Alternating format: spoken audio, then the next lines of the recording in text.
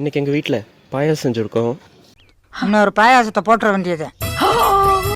வணக்கம் கைஸ். 100 நாளைக்கு டிஸ்பிளினாக இருக்க போகிறேன், டிஎஸ்ஏ போட போகிறேன்னு ஆரம்பிச்சதில் இன்றைக்கி நாள் 17. சரி, இன்றைக்கி டிஸ்பிளினாக இருந்தியா இல்லை டிஎஸ்ஏ போட்டியான்னு கேட்டால் அதான் இல்லை.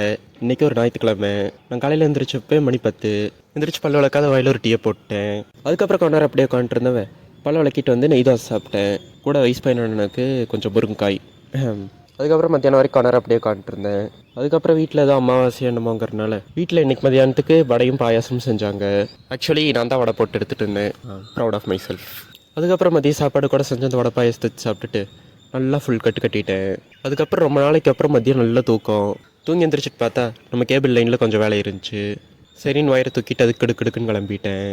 அப்புறம் அங்கேருந்து வேலையெல்லாம் முடிச்சுட்டு சாயங்காலம் நேரமாக வந்து நம்ம ஒரு 2-3 நாளைக்கு முன்னாடியே பண்ணியிருக்க வேண்டிய லெக் டே பண்ணேன். வழக்கம் போல தான் முன் தொடக்க 2 வேரியேஷனு, பின் தொடக்க 2 வேரியேஷன்னு ஸ்குவாட்டையும் டெட் லிஃப்டையும் போட்டு முடிச்சிட்டேன். வீடியோ பார்க்குற ஏதாச்சும் நல்லத்துக்கு வீட்டிலே பண்ணுற மாதிரி வேறு ஏதாவது லெக் ஒர்க் அவுட் தெரிஞ்சால் அப்படியே கமெண்ட்டில் சொல்லிட்டு போங்க, எனக்கு கொஞ்சம் யூஸாக இருக்கும்.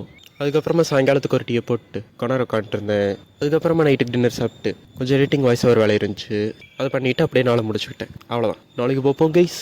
பிஷு.